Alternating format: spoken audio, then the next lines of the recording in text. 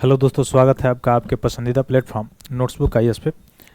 आज जो PIB, the Hindu और इंडियन एक्सप्रेस में जो भी आपके एग्ज़ाम से रिलेटेड जो भी प्रश्न थे, जो भी टॉपिक थे या जो भी आर्टिकल्स थे, उसको हम लोग आज डिस्कशन करने वाले हैं। और साथ साथ ही उससे संबंधित जो भी स्टैटिक्स आपका होगा उसको भी कोरिलेट करके हम लोग डिस्कशन करेंगे। तो जल्द से जल्द जुड़िए और जल्द से जल्द अपने ग्रुप में शेयर कीजिए ताकि हम लोग अपने सेशन को शुरू करें। तो चलिए, जैसे आज के जो टॉपिक था उससे संबंधित पहला प्रश्न क्या है, कौन सा राज्य भसनी के साथ समझौता ज्ञापन पर हस्ताक्षर करने वाला पहला पूर्वोत्तर राज्य बना है? किसके साथ? भसनी के साथ। तो कौन बना हुआ है पूर्वोत्तर का, वो कौन सा राज्य है? तो उस राज्य का नाम क्या है? त्रिपुरा है। ठीक है, अब त्रिपुरा के बारे में थोड़ी सी जानकारी आप लोग इकट्ठा कर लीजिएगा। यहाँ तो एक तो जो त्रिपुरा है ये बे ऑफ बंगाल से सीमा साझा करता है। ठीक है, इधर से फिर आप देखेंगे तो जो त्रिपुरा जो है पूरा बांग्लादेश से तीन ओर से सीमा साझा करता है, तीन ओर से सीमा साझा करता है त्रिपुरा। ठीक है, उसके बाद लेकिन इसका मतलब ये नहीं कि बांग्लादेश से तीन ओर से सीमा साझा करता है तो सबसे ज़्यादा बॉर्डर बांग्लादेश का त्रिपुरा से ही लगता है, ऐसा नहीं।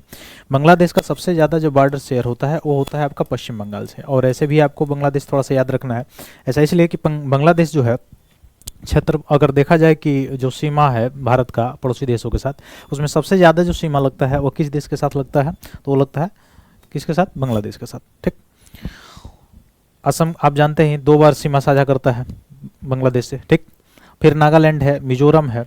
तो एक थोड़ा सा एक सीरीज भी याद रख लेंगे क्योंकि साथ साथ जो बर्मा म्यांमार है वो भी न्यूज़ में बना हुआ है। तो उसमें हम लोग देखेंगे तो अरुणाचल प्रदेश के नीचे नागालैंड, फिर मणिपुर, मिजोरम, यह जो भैया इसको भी थोड़ा सा आप लोग प्रिपेयर कर लेंगे। अगले प्रश्न की तरफ अगर चलेंगे, अगला प्रश्न है एशियाई जल पक्षी जनगणना 2025 या कौन सा संगठन जो है इसके द्वारा आयोजित किया गया है? तो किस संगठन के द्वारा एशियाई जल पक्षी 2025 की जो जनगणना है वो शुरू की गई है? तो वो है बॉम्बे नेचुरल हिस्ट्री सोसाइटी के द्वारा। किसके द्वारा? बॉम्बे नेचुरल हिस्ट्री सोसाइटी यानी BNHS, इसके द्वारा शुरू की गई है एशियाई जल पक्षी जनगणना 2025। तो इस संगठन को आप याद रखेंगे। अगला आपका प्रश्न है आज के जो भी टॉपिक्स था स्टैटिक्स उसके अनुसार, लेजिम किस राज्य का पारंपरिक लोक नृत्य है? लेजिम जो है लोक नृत्य किस राज्य का है? तमिलनाडु का है कि महाराष्ट्र का है, राजस्थान का है कि कर्नाटका का है, किस राज्य का है? तो किस राज्य का है? महाराष्ट्र का है। ठीक ना, तो महाराष्ट्र राज्य का है क्या? लेजिम पारंपरिक लोक नृत्य। ठीक, वैसे ही अगले प्रश्न की तरफ अगर हम चलें तो क्या है, किस मंत्रालय ने डिजिटल वाणिज्य अपनाने में छोटे व्यवसायियों को सशक्त बनाने के लिए MSME टीम पहल शुरू की है? MSME टीम पहल किस मंत्रालय के द्वारा शुरू किया गया है? तो कौन सा मंत्रालय होगा? वही सूक्ष्म लघु और मध्यम मंत्रालय, सूक्ष्म लघु और मध्यम मंत्रालय के द्वारा। अच्छा, आप ये बताएंगे जो MSME मिनिस्ट्री है वो कब बनाई गई? कब बनाई गई MSME मिनिस्ट्री? ठीक है, अगले प्रश्न की तरफ अगर चले हम लोग तो कह रहा है हाल ही में किस संस्था ने कृत्रिम चंद्रमा मिट्टी से सिलिकॉन कार्बाइड निकाला है? कृत्रिम चंद्रमा मिट्टी से सिलिकॉन कार्बाइड निकाला है, किस संस्था के द्वारा किया गया है? IIT बॉम्बे, IIT कानपुर या IIT मद्रास या IIT दिल्ली, किसके द्वारा किया गया है? तो IIT मद्रास के द्वारा। किसके द्वारा? IIT मद्रास के द्वारा ऐसा किया गया है। ठीक, अगला प्रश्न है senior national table tennis championship 2025 में पुरुष और महिला एकल का खिताब किसने जीता है? तो senior national table tennis championship जो 2025 है उसमें पुरुष और महिला एकल का खिताब किसने जीता है?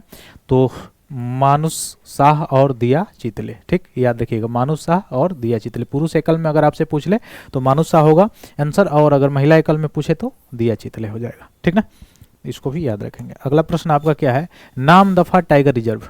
तो नामदफा टाइगर रिजर्व किस राज्य में है, किस स्टेट में है? किस स्टेट में है बताइए? बिल्कुल अरुणाचल प्रदेश में है। अच्छा, इसमें असम में क्या है? काजीरंगा है, मानस है, ये सब किस में है? असम में है। ठीक, अच्छा मणिपुर में लोकटक झील आप जानते होंगे, यहाँ पर ही तैरता हुआ जो है झील यानी नेशनल पार्क यहाँ पे है एक, उस नेशनल पार्क का नाम क्या है बताइए? उस नेशनल पार्क का क्या नाम है? हाँ, यहाँ पे एक प्रजाति पाई जाती है डांसिंग डियर की। ठीक है, तो नामदफा टाइगर रिजर्व कहाँ पे है? अरुणाचल प्रदेश में। ठीक, अगले प्रश्न की तरफ अगर हम चले, अगला प्रश्न है किस संगठन ने उन्नत सर्टिफिकेट ऑफ ओरिजिन 2.0 प्रणाली शुरू की है? उन्नत सर्टिफिकेट ऑफ ओरिजिन 2.0 यह सिस्टम किसके द्वारा शुरू किया गया है? भारतीय रिजर्व बैंक या ईपीसी के द्वारा या निर्यात संगठन महासंघ के द्वारा या डीजीएफटी के द्वारा? किसके द्वारा शुरू किया गया है? विदेश व्यापारिक महानिदेशालय के द्वारा। किसके द्वारा? विदेश व्यापार महानिदेशालय के द्वारा ये शुरू किया गया है। अगला प्रश्न जो है आपका, अभी हाल ही खबरों में रहा वास्प 127B, ये क्या है? वास्प 127B ये है क्या? तो एक प्रकार का एक्सोप्लैनेट है। एक प्रकार का ये क्या है? एक्सोप्लैनेट है। अगले प्रश्न के चले, नगोया यात्रा महोत्सव यह किस राज्य में मनाया जाता है? नगोया यात्रा महोत्सव अभी हाल ही में मनाया गया है। कहाँ पे मनाया जाता है? नगोया। अच्छा, नगोया प्रोटोकॉल वो अलग चीज़ है इन्वायरमेंट का। ये बताइए, नगोया यात्रा महोत्सव ये कहाँ मनाया जाता है? कहाँ पे?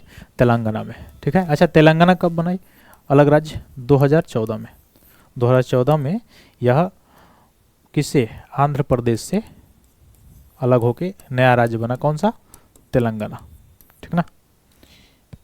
अगले प्रश्न, तो ये सारे जो प्रश्न थे द हिंदू में और इंडियन एक्सप्रेस में, पीआईबी में आज जो है जो मुख्य स्टैटिक्स जो आपका था, जो मुख्य रूप से आर्टिकल्स थे, उसको उससे संबंधित जितने भी प्रश्न बन सकते थे प्रश्न के रूप में हमने आपके पास प्रस्तुत किया है।